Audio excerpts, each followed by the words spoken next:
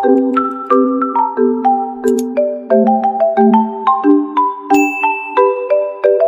semuanya, kembali lagi dengan saya Sabrina Zahra dengan NIM 21010710009.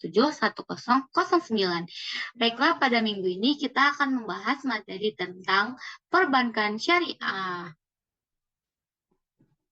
Yang pertama, kan bank yang beroperasi sesuai dengan prinsip-prinsip syariah mengikuti ketentuan-ketentuan syariah Islam khususnya yaitu. Sedangkan menurut Undang-Undang Nomor 21 Tahun 2008 yaitu perbankan syariah adalah segala sesuatu yang menyangkut tentang bank syariah, unit usaha syariah, mencangkup kelembagaan, kegiatan usaha, serta cara dan proses dalam melaksanakan kegiatan usahanya. Selanjutnya yaitu ada fungsi prinsip bank syariah. Sama seperti bank konvensional pada umumnya, prinsip bank syariah berfungsi untuk menyimpan dan mengelola dana nasabah. Yang membedakan dalam bank syariah terdapat prinsip bagi hasil yang akan saling menguntungkan antara pihak bank maupun nasabah. Berikut penjelasannya. Yang pertama yaitu sebagai sarana untuk investasi atas dasar prinsip bagi hasil yang sesuai dengan ketentuan syariah dan kebijakan bank. Yang kedua yaitu sebagai manajer investasi yang akan mengelola dana para investor sebagai dana prinsip syariah. Yang ketiga yaitu menyediakan berbagai macam jasa untuk melakukan pembayaran sesuai dengan prinsip bank syariah. Selanjutnya yaitu ada istilah-istilah dalam bank syariah. Yang pertama yaitu ada pembiayaan. Dalam aktivitas perbankan secara umum mungkin Anda mengenal kata kredit, namun untuk aktivitas bank syariah hal tersebut dikenal dengan istilah pembiayaan. Pembiayaan ini merupakan salah satu program dari bank syariah yang bertujuan untuk membantu masyarakat dalam penyediaan dana dan atau barang serta fasilitas lainnya. Yang kedua yaitu ada ujroh. Dalam perjanjian pembiayaan sebagai nasabah bank syariah, Anda juga perlu memperhatikan kata ujroh. Istilah kata ini memiliki makna yang berarti sebuah persetujuan atas atau nilai atau harga sewa yang harus dibayar oleh penerima manfaat pembiayaan terkait penggunaan manfaat atas objek pembiayaan. Ketentuan besarnya nilai yang dibayarkan perlu ditetapkan melalui akad yang disepakati kedua belah pihak. Yang terakhir yaitu ada akad dalam berbagai fasilitas atau produk perbankan. Yang digunakan istilah ini merupakan mengacu pada kesepakatan dalam bentuk perjanjian tertulis antara bank dan nasabah atau pihak lain. Dalam kesepakatan tersebut dimuat juga operasional serta persyaratan yang disepakati sesuai dengan prinsip syariah yaitu dari segi prinsip. Bank syariah mengacu pada hukum Islam termasuk pada ulama. Sedangkan bank nasional yang berdasarkan hukum yang berlaku. Bank syariah tidak berfokus pada keuntungan atau profit saja. Bank syariah melakukan kegiatan usahanya berdasarkan pada prinsip syariah, demokrasi ekonomi, dan prinsip kehati-hatian. Selanjutnya yaitu ada bank konvensional, memiliki tujuan keuntungan dengan sistem bebas nilai dengan prinsip yang dianut oleh masyarakat pada umumnya. Yang ketiga yaitu dari segi sistem operasional. Sistem operasional bank syariah menggunakan akad atau bagi hasil atau nasabah antara pihak bank dan atau hisab antara pihak bank dan nasabah. Selanjutnya yaitu dari segi bank konvensional, perbedaan konvensional biasanya menerapkan suku bunga dan perjanjian umum yang berdasarkan pada aturan nasional yang berlaku. Selanjutnya yaitu yang keempat yaitu pengawas kegiatan. Pengawas kegiatan bank syariah terdiri dari berbagai lembaga seperti Dewan Syariah Nasional, Dewan Pengawas Syariah, dan Dewan Komisaris Bank. Sementara bank konvensional, semua aktivitas konvensional umumnya diawasi oleh Dewan Komisaris. Selanjutnya yaitu segi hubungan nasabah dan bank. Hubungan nasabah dan bank terbagi ke dalam 4 jenis, diantaranya penjual pembeli, kemitraan, sewa, dan penyewa. Pihak bank syariah akan berperan sebagai penjual dan nasabah sebagai pembeli. Jika menggunakan akad mudharabah, istisah dan salam. Sementara itu, akad musyawarah dan mudharabah, maka hubungan yang berlaku adalah kemitraan. Pada akad ijrah, pihak bank berperan sebagai pemberi sewa atau dan nasabah sebagai penyewanya. Sedangkan pada bank konvensional, umumnya bank konvensional ini melakukan pengelolaan dana dari pihak bank, yaitu debitur dan kreditur. Nasabah berperan sebagai kreditur, sedangkan pihak bank berperan sebagai debitur. Selanjutnya yaitu dari segi pengelolaan dana. Bank syariah melakukan pengelolaan dana berdasarkan aturan Islam. Itulah mengapa uang nasabah tidak boleh diinvestasikan atau dikelola pada bidang usaha yang bertentangan dengan nilai atau aturan dalam Islam.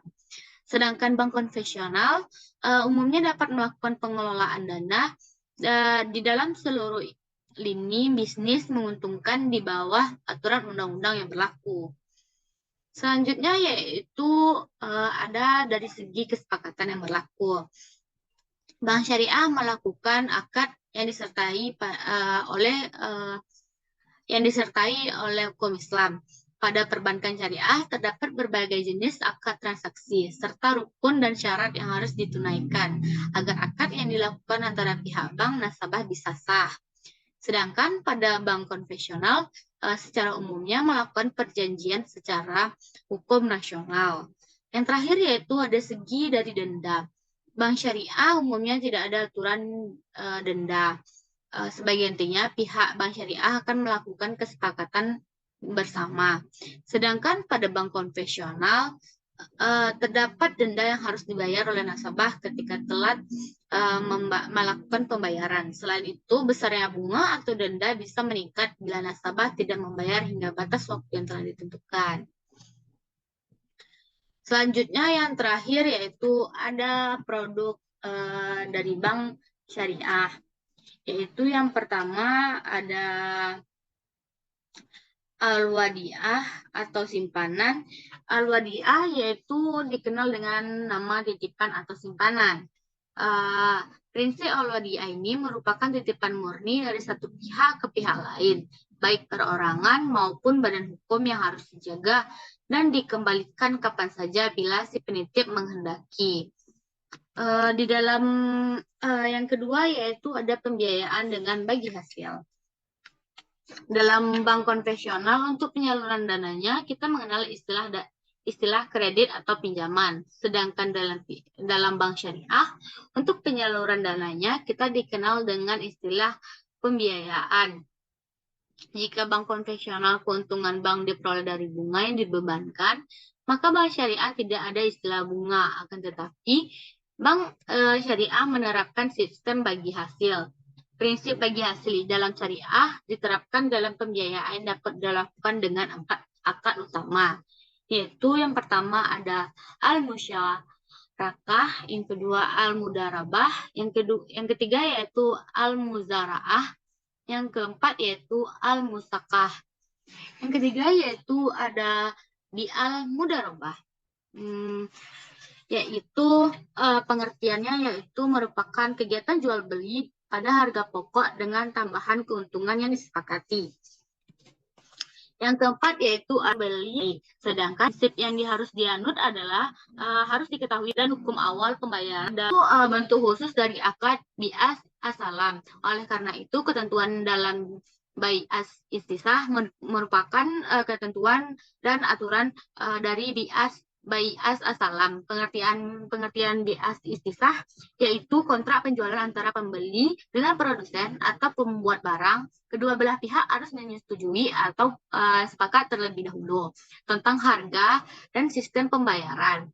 Kesepakatan harga harus dilakukan secara tawar-menawar dan sistem pembayaran dapat dilakukan di muka atau secara angsur per bulan atau di belakang. Keenam yaitu ada al-ijrah atau leasing, yaitu akad pemindah hak guna atas barang atau jasa melalui pembayaran upah sewa tanpa diikuti dengan pemindahan kepemilikan atas barang itu sendiri. Dalam praktik kegiatan ini dilakukan oleh perusahaan leasing, baik untuk kegiatan operating lease maupun freelance. Yang ketujuh ada al-wakalah atau amanat, yaitu artinya penyerahan atau pendelegasian atau pemberian manat dari suatu pihak ke pihak lain. Manat ini harus dilakukan sesuai dengan yang telah disepakati oleh si pemberi manat. Yang ke-8 yaitu ada al-kafalah atau garansi. Al-kafalah ini merupakan jaminan yang diberikan penanggung kepada pihak ketiga untuk memenuhi kewajiban pihak kedua atau yang ditanggung. Yang ke-9 yaitu ada al-hawalah, yang itu pengalihan utang dari orang yang berutang kepada orang lain yang wajib menanggungnya. Atau dengan kata lain, pemindah beban utang dari satu pihak kepada pihak lain. Yang terakhir yaitu ada arahan, yang merupakan kegiatan menahan salah satu harta milik si peminjam sebagai jaminan atas pinjaman yang diterimanya. Kegiatan seperti ini dilakukan seperti jaminan utang atau gadai. Demikianlah pembahasan kita pada minggu ini.